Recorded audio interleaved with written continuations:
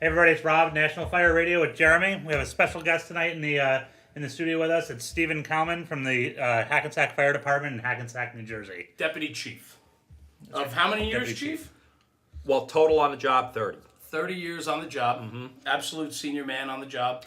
And, There's a couple guys with a little bit more seniority, but yeah. Well, I think 30 years qualify. But I'm in the top few. Let's put it that way. I bet.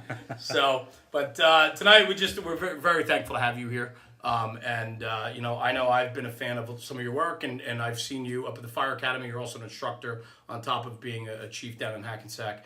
And so on. Can you just give us a little background on Hackensack? Maybe just the size of the department and Yes, the size of the department. We have about 100 guys on a job, and that number has varied, give or take a little bit over the years. But the city basically maintains 99 or 100 guys. Okay. Our staffing can vary anywhere between 18 and 23 members on duty at a time.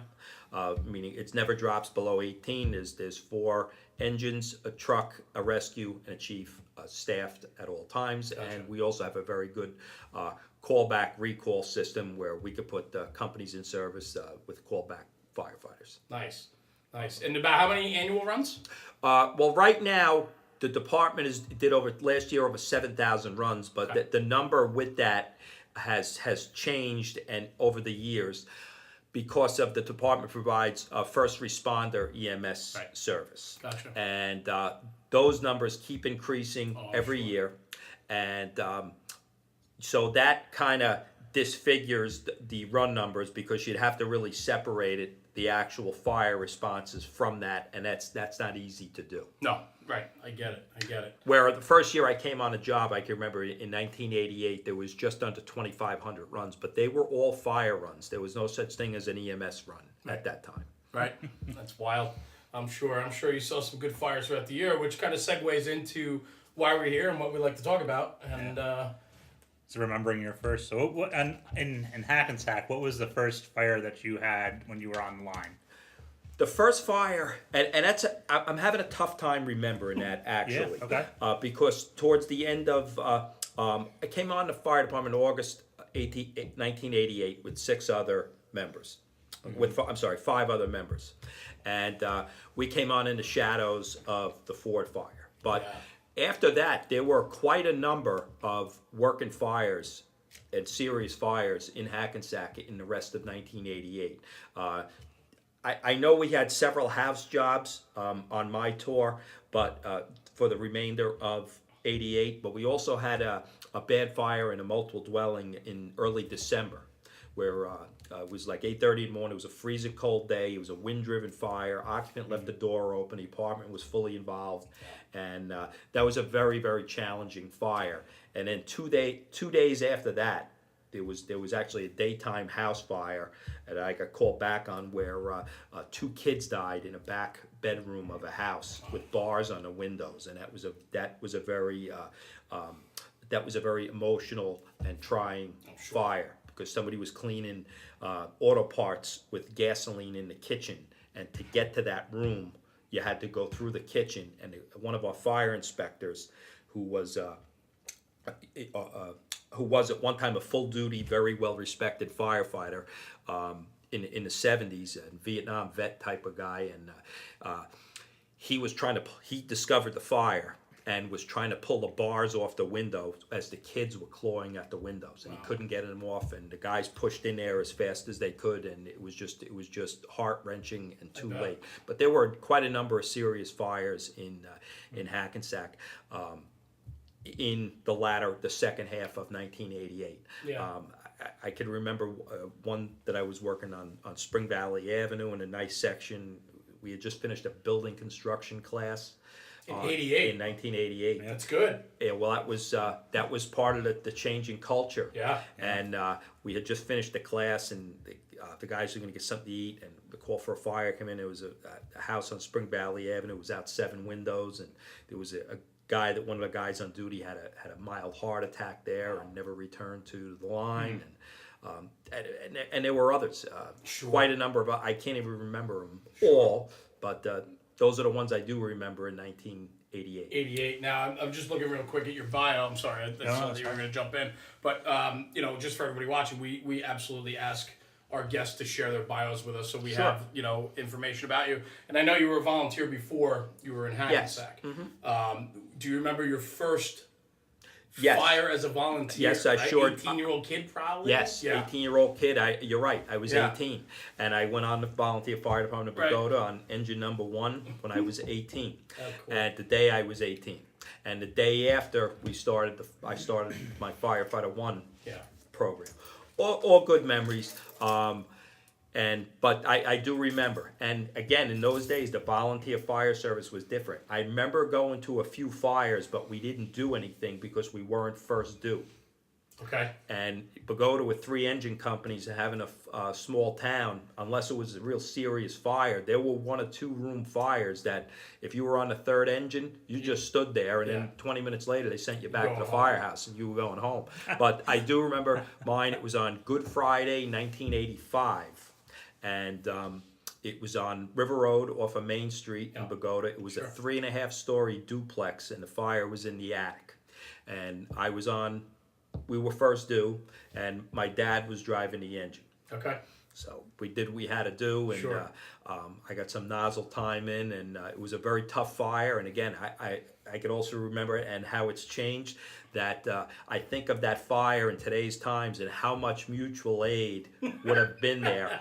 And I do remember the only mutual aid that was called was an additional truck from Richfield Park. No kidding. Yes, and there probably was 60 guys there from Pagoda. That's wild. Yeah, and that's how the culture and that's how the volunteer service has changed. without a And it doubt. was literally on the Hackensack border also. Yeah. So you're And- talking hip boots, long coats. Yeah, correct. And carrying gear on the rig still too, right? I remember as a kid Yes, seeing the boots upside Well, when down I- on like the hard suction. Correct. And When I came know. on, and from what I can remember, we lived fairly close to the firehouse, and Yeah.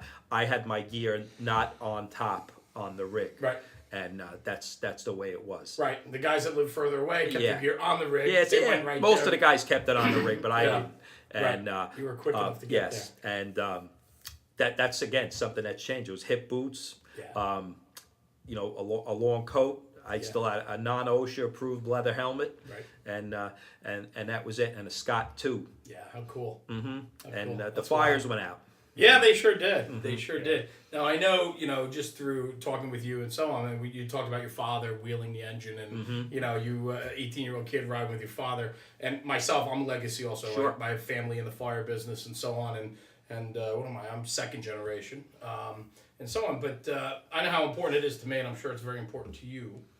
Your family and so on. You want to touch on, just the legacy that your family has laid before you and what you've Sure, and so sure, on. absolutely. My dad was a volunteer fireman. He came out of the Army from Korea in 1957, and they had a spot waiting for him on engine number 1 in Cool. Pagoda. That's where he grew up, Right. and he was born in Hackensack, and that was in 1957, and strangely enough, the first major fire he went to was in Hackensack in that right? 1958. There was the Comfort Coal fire in Hackensack. It burned a city block. Wow. And it was an arson fire set by some kids on the 5th of July, 1958. And it was one of the, if not the biggest fire ever in Hackensack that burned a square city block. Okay. Between Anderson and Passaic, from the railroad tracks to Linden Street, and then caught houses on fire on the other side of Linden Street. And Pagoda sent 2 engines to the fire. And, he was at that fire. Yeah. Yeah. How cool. And so he was, my dad he had been in and out for residency reasons a couple times. But in the end, he did about 35, 37 years on the Pagoda Fire Department. He was chief down there in 1977. Again, times were different. And, Sure. I was born in 77. a lot of history. And, Yeah. they told them, it was funny, if they had one thing I can remember, if they used air cylinders, they only used them when they had to use them because they didn't have a fill system. They had to call in a vendor to fill the systems after a fire, to fill the cylinders after a fire. Yeah. And if they had a few cylinders, they could take them up to Teaneck, and they would fill them for them. But if they had a lot of cylinders, they had to call a vendor, and they had no way to fill them. And that was as late as 1977. So Okay. yeah. So and then My grandfather on my mother's side was a fireman who went on to be chief of department in the Hackensack Fire Department. Cool. He went on the Hackensack Fire Department in 1941. He volunteered for the draft in 1942 and served as an infantryman in World War II in Europe in the Army. Wow. And he came back, obviously, to his job and moved up the ladder and became chief of department in 1964. Wow. And then he died in 1971. He was 54 years old. Wow. And he got ill and passed away before he could retire. Oh, is that okay? Yes, you had to be 55 at those times to retire. Oh wow. Okay. All right. So and then your father, yourself, your son. Correct. My brother first, and Yeah. I'll just speak. My Yeah, brother, please. my younger brother, Kenneth is, or known as Louis, is also a deputy chief in the Hackensack Fire Department. That's pretty wild. And Brothers he's that the Tor 4 deputy. I'm the Tor 3 deputy. Yeah. And he's just closing in on 29 years on the Hackensack Fire Department, and he's I want to say he's over a 30-year member of the Pagoda Fire Department still, and was two-time chief of department there. Wow. And then Awesome. and then my son, Chris, my oldest son, Christopher, former Marine, actually, and current Marine reservist, works for the Harrisburg, Pennsylvania Bureau of Fire. And he's actually there tonight on the squad. Nice. And how long has he been out in Harrisburg? Over about a year and a half. Oh, okay. So he's fairly new. Yes, fairly new. To the job out there. Wow. Good for him. You must be one proud papa. Absolutely. Yeah. That's very cool. Absolutely. And to continue the family tradition, Yeah. and in a well-respected department, that's very good. Without a doubt. Without a doubt. So that's my family history. Ah, that's great. So going into your career for a little bit, like you had your first couple years on with some of the fires that you were talking about before. Eventually you promote up to lieutenant. Yes, I made lieutenant in 1993. The lieutenant's list I was on came out. I was assigned as the first acting lieutenant on Tor 2, and then in 1995 I was actually promoted to lieutenant. And we talk about culture and everything, but like at that time, like what were some of the thoughts going through your head as you switched over from firefighter to lieutenant and being in charge? Like what were the challenges and the things? The challenges were there still were a lot of. I was not a senior man by any means. I had 7 years on a job when I got promoted, and just 7 years on a job. And when I was an acting officer, which carried the same responsibility, I had less than 5. Yeah. So Okay. Wow. the challenges were dealing with the senior guys, not in a bad way, but they're looking at you like there's this young kid and I've been here 25 years and I'm old and grumpy and this is the way I'm doing things, and you gotta earn their trust. Sure. Yeah. You gotta earn their trust. Everybody's gonna know what they need to do when the bell rings, and that pretty much is always the case. Yeah. But it's about earning their trust So and treating them right. So you were 7 years on when you became your boss for the first time, right? Well, lieutenant? yeah, I had less than 5 years on when I was signed as an acting, where lieutenant, right. basically you were a part-time lieutenant. Okay. And you got compensated for it for the tour, but you Sure. bounced around you filled the vacancies of the lieutenants on that tour that you were assigned. I find that really interesting because there's like a correlation to today, and we've hit on this through other shows we've had and so on, is that it seems like today more than ever we're promoting guys quicker and quicker because of the mass exodus that guys are leaving. We alluded to this before, correct. and so on. And so guys are leaving the job, whether not forced out, but monetized out, or for the reasons that they want to go 20, 25 years, and so on. So it seems like we're promoting, in not just career but volunteer departments too. Absolutely. We're pushing guys up the line quicker. And Rob's talked about this a lot. I'm sure he'd like to go on with it, but talking about like the junior senior man. And I just find it pretty interesting that back, what year was that? That was 96? 96 I got promoted. 95 I got promoted. 95 you got promoted. So I mean that's Yeah. Because we have a guy in Fairview right now. I think we figured it out the other day. He's 8 years on. He just got promoted to lieutenant this past year. So it's like, you know, this changeover, and he even says himself sometimes, he's like, man, like, it's not a I don't know what I'm doing, but it's just like he definitely has it on his shoulders of I'm still new at this, and I'm still learning this, and now I'm doing this. So it's crazy, you know. But to hear that back It's in 94, common. 95, It's common. you had the Yeah, same that thing. wasn't as common then. Right. It was just you know, when you're taking these tests, you gotta study, absolutely. and you also have some luck that plays in also. Well, it's timing. It's studying. timing. It's It's Saturday. Correct. Absolutely. It's not one thing all alone. You have to combine several things. Yeah, and a lot of times it just comes down to the timing, right? I mean, Timing. if you study well and you test well, if the test comes out and the guys are leaving a job, you inherently Yes. might be able to be one or two on the list. Correct. I mean, Some lists move Right. faster than That's right. others, and you know, and yeah. that's the reality. Do you have any thoughts or suggestions maybe to guys that might be going through this now? You know, some learning curve stuff that like it took time. You mentioned before it took time to maybe informally get on the same playing field as the 25-year guys or so on. I mean, I don't know if there's anything you could speak to about that, or if it's just put your nose down, work hard, and and learn the job. I mean, but My advice would be to try to educate yourself. yeah, Okay, as much as possible. The difference to the fire service that I talk about all the time from 30, 20, 15 years ago that keeps changing and changing is the job is no longer, whether it be paid or volunteer, is no longer experience-based. It's training-based. To educate you as much as you can, you have to put some personal input in other than what the department is giving you, either paid or volunteer.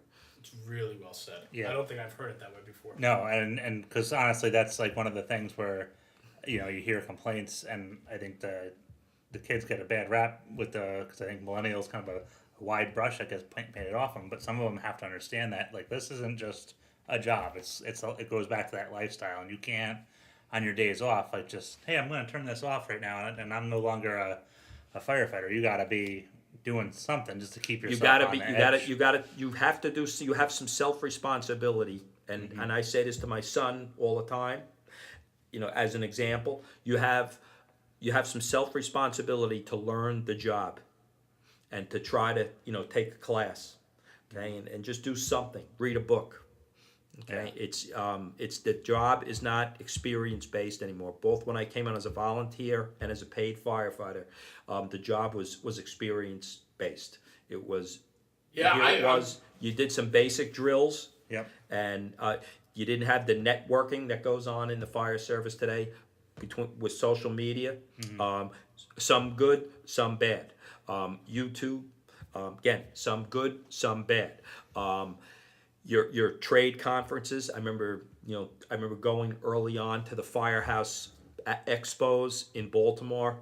I went down there religiously for a number of years with a bunch of friends of mine, and they were great shows. And that was the beginning of the networking because the internet wasn't there. Right. Yeah. The internet wasn't there, and people, you see people in the fire service nowadays, such as it says Dunn, Salka, Norman, were coming out with their information. Yeah. Okay, based on experience and putting it out there in textbooks and magazine articles, and getting the message out as to what to do, what to look for. Now you had to take that and apply it. I love it. I mean, I'm sitting here just grinning ear to ear because experience driven versus training driven, right? Like I think the Chief, that's a fantastic way. And one way to sum it up from the academy, the county academy perspective. I took firefighter 1. I mentioned to you I started the day after I got on the fire department in Bogota. What happened was normally that process takes longer, but Bogota had enrolled a guy that had only been on for several months and washed out for whatever reason. They had an open spot. They called the academy. Can we fill so and so with Steve? And day 2 on the fire department, I was in the firefighter 1 program, which was 16 lessons at that time. How many is it now, Chief? It's over 50 for firefighter 1. Yeah, I think back in New York, I had essential firefighting was what it was called, and But it was like you talk about that experience versus training. It was, hey, this is hose. This is how it connects. We're gonna go do that. Like, I don't want to say it was knuckle dragging, but it was, there was like now I go to getting hired in the fire department, going through an academy class. There was more like it was my first wake up call that this was serious. As I almost failed my first exam, and I realized this isn't just going to be something that you sit through. Like you're going to have to, pick yourself up and start studying. And it was something stupid. It was if Freon burns, it creates phosgene gas, which is its ideal H atmosphere is how many parts per million, and it was 2 to 4. And that's the question that I got wrong. And I just sat there. I'm like, I was stared at the test. I'm like, what the hell is this? Like, Yeah. Do you really need to know that at the first level? Probably not. But I won't ever forget it because that was one of the questions I got wrong. A positive note from my academy experiences was the live burn that you had in speaking from the Bergen County perspective, that 2.5-story building that you'd put the roof ladder up on the roof of, that was the burn building. Right. And they had legitimate fires that they could set in there, and you could start to learn. And from a good perspective, and even remember, them teaching what to do if you ran out of air.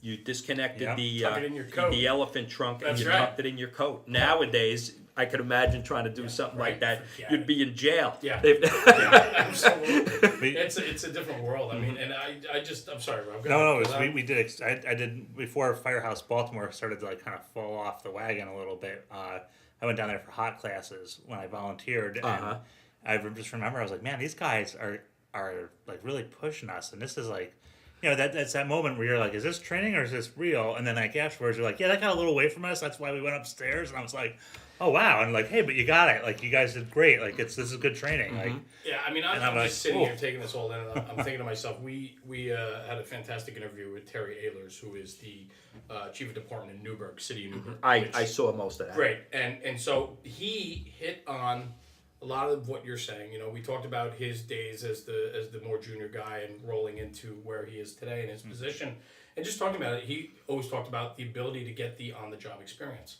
and whether career volunteer, and even for some career staff, not every career department's busy, not every career department's burning, and even the career departments that see a lot of fire aren't burning like they used to. It's just not the same job anymore, and I think.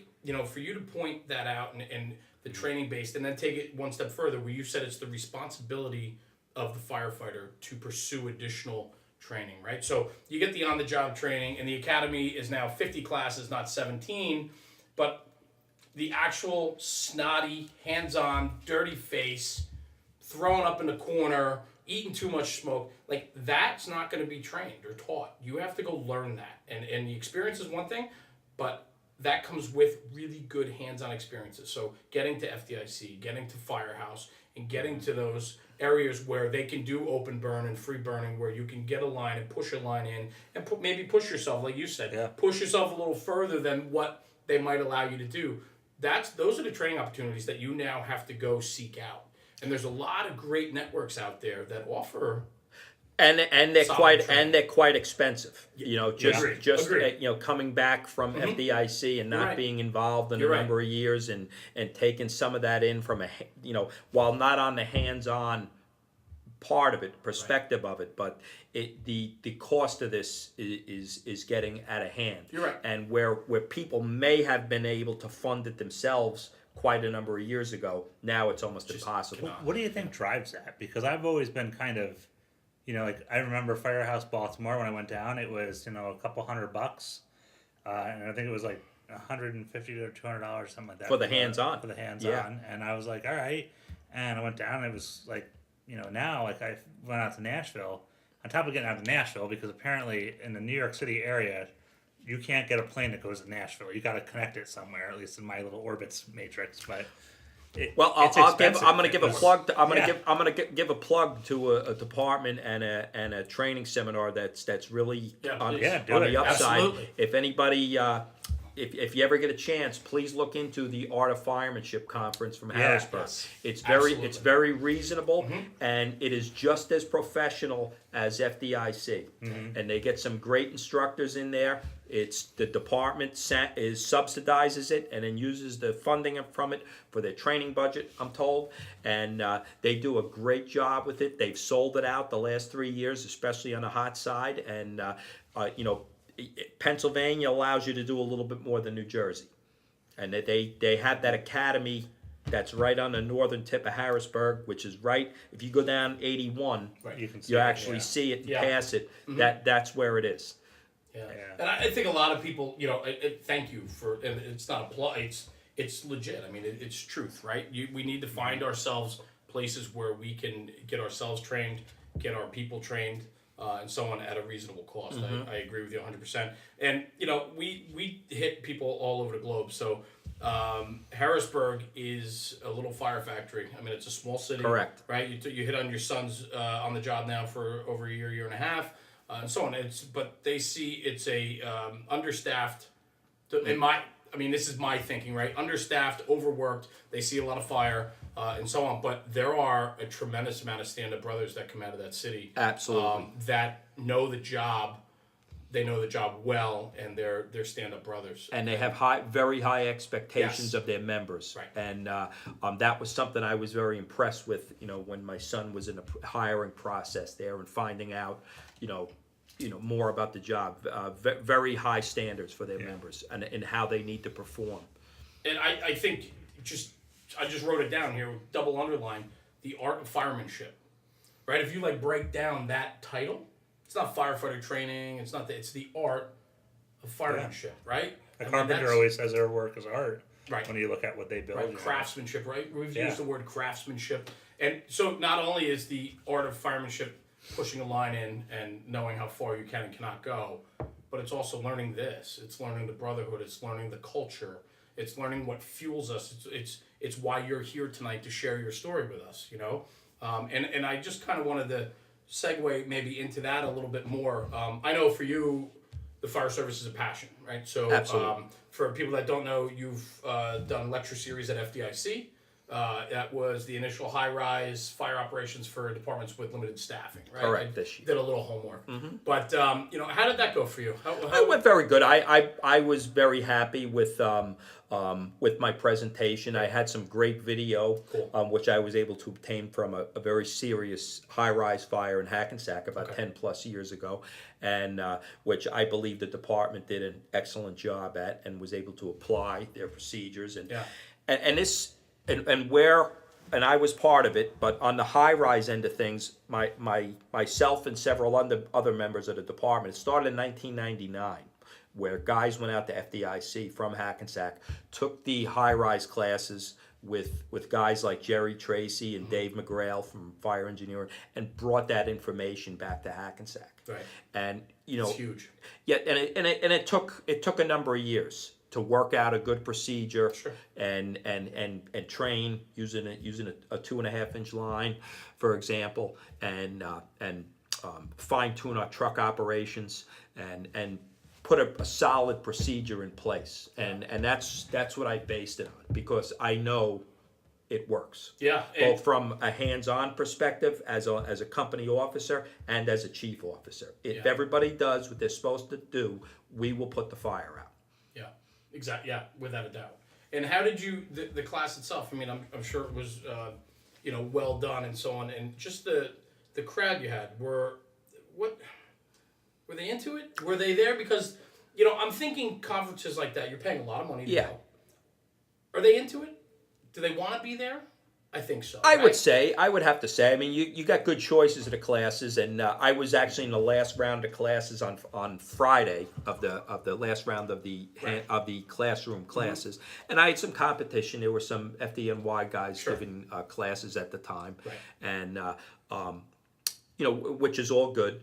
But it's a good choice. The classes are overabundant out there. I had about 55. I figure I'd have about 55 attendees. Which, for a guy from a small city is pretty good. Yeah, absolutely. And it's a niche topic. I mean, it's not a broad overview topic. It's a very niche. Most departments don't have high rises. Well, you're right, and you even look from Bergen County's perspective. But I know a couple of guys I spoke to, and the one rings a bell. He was from White Plains, New York, and their staffing's actually a little bit better than ours, just a little bit. Yeah. And I was talking to him, and And Yeah. so that's one guy I know that was in the class, and several people came up to me at the end, but it's they're rushing you in, they're rushing you out. You don't get a lot of time to talk. So now, is this your first year presenting, or are you? No, I did a class actually a couple of years ago. I did at the first year Firehouse was in Nashville. I submitted. What happened was the Bergen County fire chiefs tried to do a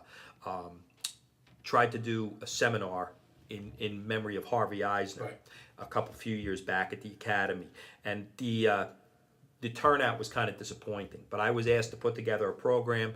I did an engine company operations program, which also I was pretty happy on how it came out. And I submitted it for the Firehouse Expo in Nashville. It got approved, and I from same thing. I assume 50, 55 people in it. But that's my passion. Without a doubt. Right, and getting into that, right? So I guess where I was going with this too was, one, I wanted to absolutely highlight your experience and the classes that you offer, but also just I think the whole other end of Firehouse and FDIC is the brotherhood, the sisterhood, if you will, and the culture that drives that. And Rob and I are very passionate about that, and I think it's like any life experience. You have your textbook and then you have your hands-on, and I think I try to instill that into my guys all the time, that it's training is absolute a must, and you got to push yourself and assume responsibility for making yourself better. The department can only do so much. You got to do so much more, but it's also learning this. It's learning how to talk to a deputy chief with 30 years on the job and understand that we have so many similarities. Well, I don't think that doesn't make me better than anybody else. I'm still a person, absolutely. and that's how I view myself. Right. And sharing your stories and understanding that everybody has a story, and I think so much can be learned by people just listening. Sit back and listen, or engage, and so on. So I just I love it. I absolutely love it. So yeah. But okay, Rob. What's like for Hackensack itself? Because I don't know, like. And I don't want to say like fault's my own. Like I know the Ford dealership fire and everything that happened there, but like the department itself, I don't know much about Hackensack's culture and like how they run. Like what is the culture like in the department for yourself? Like right now. Yeah. Well, I have the guys on my shift that are under me, and there's 6 company officers that work, and about 16 firemen. And as far as our culture, you have your ranking of seniority from the junior men to the senior men. We're lacking in senior guys on the job. When I came on the job, the old gray-haired guy, gruff gray-haired guy with the cigar was much more common. That's not there anymore.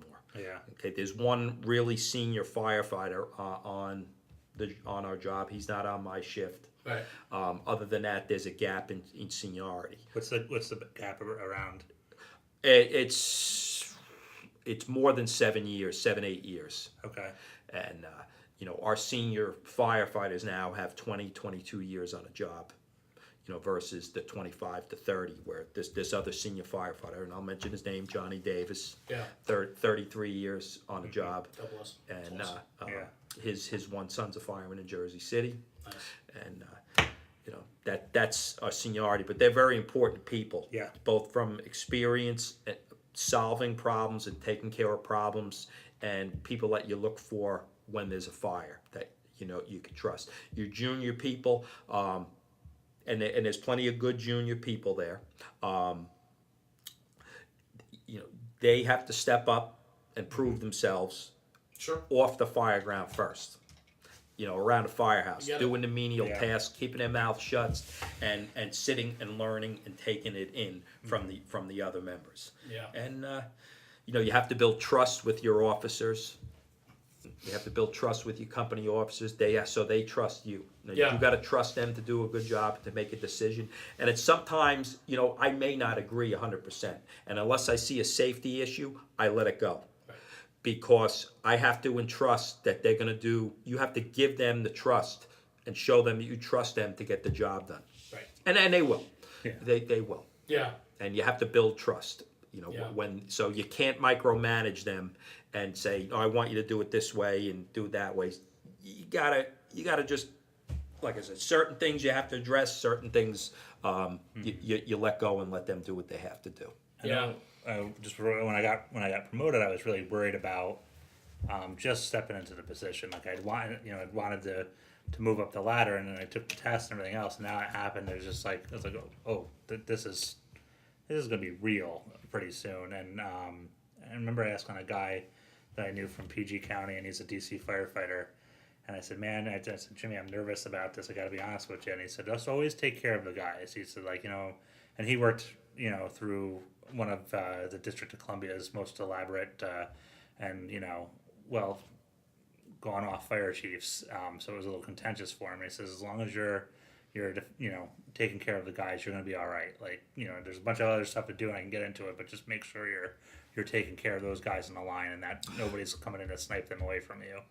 Well, that and the fact that yes, you have to take care of the guys, you have to watch over it, but you have to balance out on the operational level. You have to balance out safety on one end and aggressiveness on the other. Because if you steer too far in one direction, it's not good. If you steer too far on the safe end, they're not going to be effective at getting their job done, putting the fire out, and saving civilian lives, which is what we're here for, and helping people. But on the same note, you have to be somewhat aggressive to do that. So you have to balance out that safety and aggressiveness. And there's times, you're going to make a decision. The hard decisions are when you got to pull them out of a building. Sure. Sometimes it's clear cut. Sometimes, and sometimes you're using your gut instinct. And sometimes you make that decision. You know what? Well, maybe we could have stayed in there and got it. But you know what? You make a decision. You stick with it. All I ask of the guys, and they know this, that they do their work around a firehouse. They don't do anything unethical in that respect. And when the bell rings, they give 100%. That's what I expect of them. Yeah. And I know when I can attest that when the Hackensack Fire Department on any tour turns out for a fire, okay, everybody's ready to go and moving. Yeah.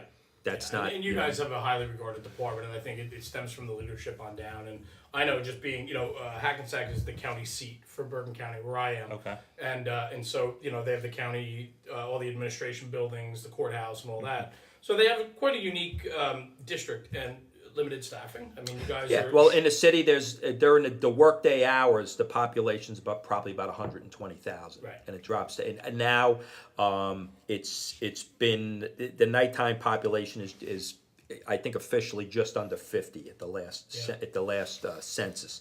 But on the city's end, other than the fire service, there's a tremendous amount of redevelopment in the city, and that's all in Bergen County for the most part because of our proximity to New York City and the property values, and the fact that the commuter train goes through Hackensack, and that's a big selling point. And from the city's end, that's changed our fire perspective because many old buildings have come down because of that. But on the same note, those are the buildings that are paying taxes that afford them to fund the fire department. Right. And with any paid fire department, the Hackensack's budget is over $13 million for the fire department, and the bulk of that goes to salaries. Yep. So that's how they can afford to do that, where other poorer cities can't. That's the bottom line. Yeah. So but it changes. The workload has changed because the area is not as poor and destitute, right? Or the city wasn't, is in much better shape, physically and financially, from what I understand on the financial end, but especially physically. The physical makeup of the city is in much better shape than it was 20 years ago. And like what I was alluding to is, you guys have a good reputation, and you're an aggressive fire department. You have one of the UASI rescues, so they're part of the Urban Search Initiative, and so on. So I know that, and they have a countywide air truck if need be, and so on. So Hackensack's done a really nice job on the county level that I've recognized that they will send their expertise and their highly trained techs and rescue company and the mass service and so on. So, and we all appreciate that. And it does. Yeah, and that's a big part of it. That started in about the year 2004, 2005, after 9/11. The UAC Urban Area Security Initiative is what it stands for, and that's a very good program. There's a tremendous amount of training with that. That was never my forte. I don't have the UAC training. My brother does, but and I want to say at least over 50 guys in the job have that, and that's you know, and you also have the ability to work with the UAC rescues from the other departments, such as Patterson, North Hudson, Jersey City, and we happened to put that to test in 2010 when we had the parking garage collapse. That was a full Task Force 1 response with the JV team, as they call it, operating first, meaning we're all the UAC rescues, which was a very, a very involved operation, and how nobody was buried in that is beyond me. I actually wrote an article in Fire Engineer, and it was in the, I believe, November 2010 issue of Fire Engineering on the parking garage. What happened with the park? I wasn't working. My brother was the tour commander that day, and he was working. He was actually working an overtime shift, and they got a call there for a parking garage collapse, or some type of collapse, and and he pulls in, and he had. The truck was pulling in right behind them, and that was a very large scale incident, other than a fire. And what happened was 3 levels of a parking garage pancake collapsed because of a design flaw with this building. It was a fairly newer high rise building, and as you pulled in front of the main entrance, there were parking levels below, but they didn't have drainage in the flower beds or in that area. So it was. Go ahead, Chief. I'm sorry. Go ahead. No, and what happened was the water built up, deteriorated the concrete, and I guess it reached its weight limit and deterioration, and it pancake collapsed. Yeah. And how there was nobody in there with the population of that building. It's 18-story building, big, was probably something short of a miracle. Yes, because there's no way anybody could have went there and predicted that there was nobody. You had to assume that there were people in this. Yeah. That somebody got mushed in there. And I was going to say, I mean, that's just one of many high-profile. But without that UAC program, without our members training, and also having members of the department that were on Task Force 1, New Jersey Task Force 1, and having that lines of communication open, enabled us to much more effectively handle that operation. They had every UAC rescue there committed. I have some pictures of it, and they ended up being a full department recall, a true general alarm recall, which is rare even for a department our size, and it eventually, it took a long time, but eventually. It was determined that nobody was trapped. Yeah. Wow. Standing around after that going, nobody. That's incredible, right? I mean, it's such a large. But the UAC program was a big benefit. Having our members trained and having the equipment was a big plus, and that's something we offer to all of Bergen County. Right. The issue is it's the the UAC program wants to operate if there's a life hazard. Or a suspected or confirmed life hazard. There's issues pro and con about shoring up buildings at times, and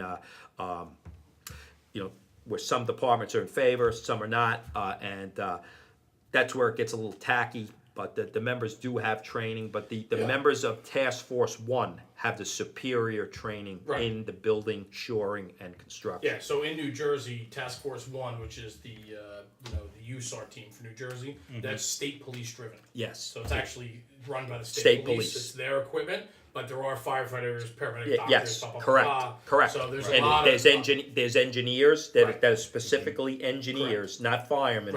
Structural engineers that are on that task force. They have force. an incredible team, and like any USAR team. And then what they did was, after 9/11, like the chief was saying, they highlighted a lot of the smaller cities dotted across, especially in northern New Jersey, because of the population here, and they allocated equipment and funding for smaller, what they called UASI rescue trucks, which were All standardized, by the way. Yes, right. I think there were 5 of them, if I remember correctly. I believe now there's 9. There might be more. Yeah, well, there was 9. I'm just naming off the top of my head, and I don't want to leave anybody out. You have Hackensack for Bergen, Patterson for Passaic, Morristown for Morris County, Correct. And you also have North Hudson, Jersey City, Newark. Bayonne, Newark.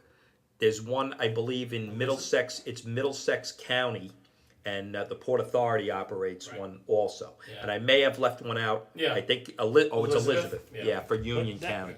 Was when the train crash happened in Hoboken. Yes. Because I remember I was Correct. reading in one of the buff groups. They're like, That this was a thing's been full- activated. And I'm like, what? Yeah. And they're like, there's rescue trucks everywhere. Yeah, my brother went to that one too. That was and our Hackensack guys were proud to say they were the second UAC rescue in there. And luckily there was no one pinned, but you got to get them going. Yeah. You Without got a to doubt. get it moving. Without a doubt. And but you know for Bergen County, where we are, that capability is there. Oh, and for myself, a volunteer department, 20 minutes from Hackensack, the ability to be able to make one phone call and have a piece of equipment with, say, 4 or 5 guys with the training. Well, able there's to a show standard up, response. We have to send 6. Okay. And So, I mean, we it's have just to send 6, and we also 100. and we it's also- just fantastic to. and that's have right off. that. That's from us, and then right off the bat, they would send a minimum of 2 units. It would be for Right. this year. It would be Patterson and Hackensack, Right. and these guys train together every yep. year. There's annual drills which are very well put together, and it's a good program. And this is all aspects of tech rescue. Yeah. And what's nice, it's not just relegated to the department. It's interoperability, and that training is coming from it. So it's standardized training, and that's for all aspects of tech rescue. That's building collapse, high angle, confined space, and trench. And they've gone out to our guys a couple of years ago. The guys I work with, I think it was 2 years ago, they went out to a major trench collapse in Morris County, Yes. where they had 2 workers buried, and our guys were involved with pulling the one guy out, but the capability is there, and we have the shoring unit. Us and Elizabeth and North Hudson have the shoring units, which are all stocked with lumber, and that's funded, and hopefully that funding continues. Yeah. For the future, because you have the funding for the training, the vehicles, but it's a good program, and it's good. But on the same note, and I don't mean to talk down to any other departments, the level of no other department is going to have the resources and the interoperability or the level of training that these UAC members have. Without a doubt. Years ago, it used to be localized departments. One would specialize in trench, one would specialize in confined space. And over time, like anything, I mean, we're trying to get firemen out to fight fires. So, Exactly. So when we start to specialize and look at these tech operations, let's put it back on the resources that can provide those resources and train correctly and have the right equipment. So, agreed, Chief. I And even though I'm not directly involved in that program, because I'm not a UAC certified trained member, I speak very highly of it, and knowing we have that capability and seeing what the guys can do, it is big. Yeah, good. It is big. Good. And just real quick, because I know we've been we've been going on, but Sure. real quick, I know you mentioned the parking garage collapse, and I had mentioned it before that there are a lot of high profile type incidents that surround Hackensack, and so on. And I know Rob alluded to it before, just talking about the Hackensack Ford fire. Sure. We had a guest in here. One of our first interviews was Jim Dougherty. Yes, sure. Who I believe was an instructor with you at Absolutely. the academy. You guys know each other. Absolutely. And so on. But Jim was here, and he spoke about that fire a little bit. He had a personal experience there at that fire, and that was more of just buffing it as a volunteer at the time, but was a part of it, and that affected his career. And I think you were probably a volunteer at the time, right? Correct. So we were processed to go on a job in Hackensack. Right afterwards. Actually, we were processed in February of '88. My group, they processed 8 guys to go on in February. They only put 2 on, and the other 6, for whatever financial reasons at the time, they had only hired the 2 of 6, and I was one of the 6 at the time. And then right after the fire, they called us to go on. But I was there with as volunteer. and And also knowing a lot of members of the department, Yeah, I mean, personal. I mean, you're just trying to, I think that fire is so well known in the fire industry, and if you're not, people listening or watching, if you're not familiar with it, please look it up. It was Hackensack Ford, July 1st, 1988. 1988. And it was a changing fire for the fire service in general. Without a doubt. Wherever it may have happened, and that's the place it happened. So Yeah. if you have anything you want to ask me about it or comment No, on it, I mean, can. it's just for me. I just, I'm so thankful that I've never had to be a part of anything like that, on a large scale. And so I know that can really change a department, can change the direction and how departments go. And what made me smile a little bit was, and I made a comment to it earlier, you said you were one of the fires that you went to, you just left the building construction class. Yes. Which was right after. And that was propagated by So I have the to Ford think fire. that training became Absolute to the forefront training for and Hackensack. knowledge, but you got to think. Thinking back to those days in 1988, the fire service was undergoing a lot of changes. Yeah, absolutely. And it was a changing time in the fire service. Yeah, the workload was still there, Right. but you had OSHA coming on the scene. The incident command system. We were the first department in Bergen County to get trained and implement the incident command system, which was a recommendation of the fire. Yeah. Because the command structure fell apart there. At the end, whether it was Hackensack or any other place, then the command structure was the same. It was a chief running around with a radio. That was your command structure. It was a different day. And And it's hard to believe that you can watch departments now and there's still a chief running around with a radio, and it's like, hey, 88, this happened. yes, and you're the still department doing was it. under a lot of scrutiny. Yeah. The changes, I could talk about some of the changes, but one of the things I remind people, new guys or people, is in 1988 there was no such thing as a fast company. Right. Okay, there was no such thing as the incident command system Yeah. in New Jersey. The gear was different. It was 3/4 boots, coats, and a helmet. And, Building and construction, gloves. portable radios, Safety. Well, everything. portable radios, they actually, that was an issue. Most departments only had for the officers then, including Hackensack, but they did have it coming where they had requested, the application was in for a fireground channel. Yeah. And the radios, the portable radios, they were able to staff. They came out in the fall of '88. They issued portable radios. There was 3 issued to the ladder company, 2 to the rescue, and 2 for each engine, the chauffeur and the officer. And the reason was that the chauffeur had to have it. So if Water. the officer would call for water, and that was why the chauffeurs had to have it. And you operated on a, and we still do to this day. The fireground channel is operated on any first alarm assignment. Right. And a single company assignment would be you stay on the main channel. But that was implemented right after. That was one of the first changes in 1988. More radios. Was there, like, would you say that the Ford dealership fire was the one, or was there like a fire in your career that, and I don't want to say it changed you in a good way or a bad way, it was just like one of those points in your career where you're like, hey, this was serious, and like, it's just that because like I think everybody's got that memorable fire. Yes, that opened up eyes to everybody in the whole area. Yeah. To the fact that you can get killed doing this job. Yeah. And it's a dangerous job. Yeah. And that reminded and that brought everything to the forefront at that time. That this is a very dangerous job, and this can happen. Wow. And you could say what coulda, shoulda, and what they could have done, and the bottom line there was they didn't have enough training, or there wasn't enough knowledge as to the dangers of that type of roof, and they had other truss collapses in Hackensack in the 70s, and they're actually up. What, Ridgefield Park? Well, it was Cliffside Park, and it was Ridgefield guys. Okay. And you think about Vincent Dunn talks about the truss trilogy, and in his writings, and it's Cliffside Park '67, Wallbaum's in '78, and Hackensack in '88, all 10 years apart. But what set that apart with Hackensack was the networking was coming out in '88. The books were being written. The Firehouse magazine was a very powerful tool in the fire service at that time. I remember the cover of that. But regardless, Harvey Eisner, a great guy, Tenafly guy, Bergen County guy, absolutely. with a lot of influence out of New York, with a lot of connections in New York City, what drove that magazine for years and made it what it was. and then the Firehouse Expos was started the first one was in '84 down in Baltimore. Yeah. So, this is how the information Yeah. was getting out then. Yeah. And the seminars, I remember the seminars were just coming on the scene. We had one in Hackensack right after the fire.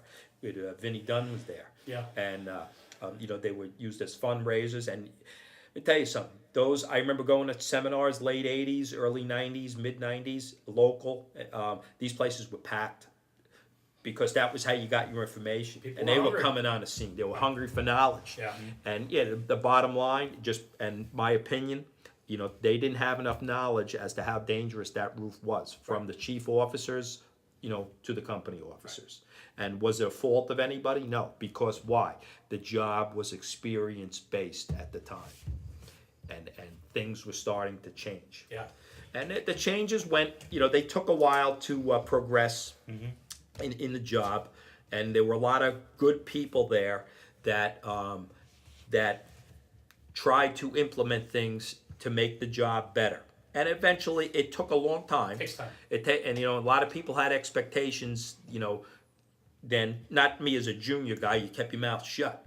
But, other mid-level guys, their senior guys, they had expectations that things were going to change in a year or two. And, we were going to have 200 guys and, and everything was going to be fine. And, they're going to, but, a lot of it comes down to funding and.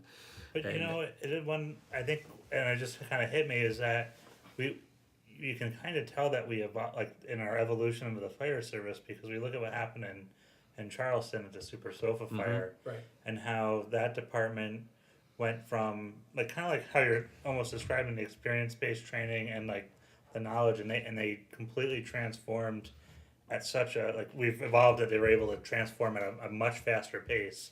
I mean, bringing in a fire chief from out of the area who was safety orientated. That's very hard to do in New Jersey, based on right. No, yeah, that's very hard to do because the way the pensions are structured in New Jersey. I don't want to say it's a thing.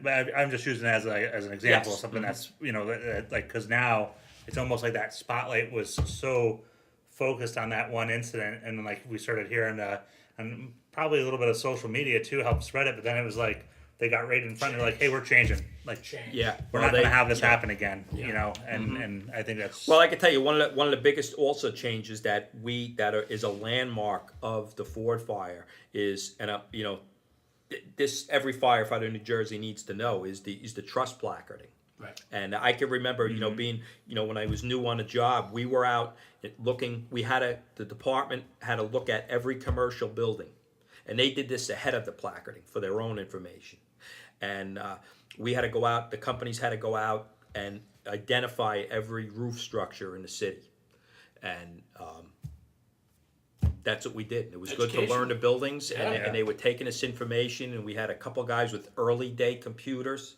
Some light duty guys that needed to finish out their careers that were driven to make the job better, even though they couldn't physically do it anymore, and that was their part in doing that. And a computer in 1989 was, you could imagine what it was like. a Tandy 2000. And we had a way to do it. Yeah. And an early day computer systems to catalog building information. Right. And at that time, that was I wouldn't say it was state of the art, but that was very progressive. And even to this day, our officers are supposed to identify a truss roof via the radio, and that's a legacy, and that's something you have to take in consideration, because you don't want that ever to happen again. No. You don't want that, and there's all kinds of trusses now. In 1988, lightweight construction was just coming into the picture. Right. Little bit. Yeah. Look where we are today. Look where we are today. Crazy. But solar panels. Yeah. Solar panels. How about matchsticks and toothpicks? Yeah. I mean, And that's a whole nother crazy. challenge for the Right. whole fire service, Right. including us in Hackensack. Yeah, everywhere. Everywhere. And I have 300 new buildings going up in my town. They developed a golf course. Oh, that's Everything. sprinkled. Everything being built is. That was High Mountain. That was High Mountain. I love playing there. It's a shame. Anyway, I mean, Chief, thank you. We could go on, and I'd love to get you back another episode. Maybe we could talk some more about maybe the training, the Sure. building construction, Hackensack. Maybe we talk about that a little more. That would be a great topic to share. But thank you. Thanks for joining us tonight. I mean, I really can't thank you enough for taking time out. My pleasure. I had a great time and a great Awesome. talk. Good. Yeah, it was awesome. Thank you. Thanks for coming. Guys, thanks for watching. Deputy Chief Steve Kalman from the Hackensack, New Jersey Fire Department. Stand up, brother, and thank you for your time. For myself, Jeremy, and Rob. take care. Be safe. We'll see you soon.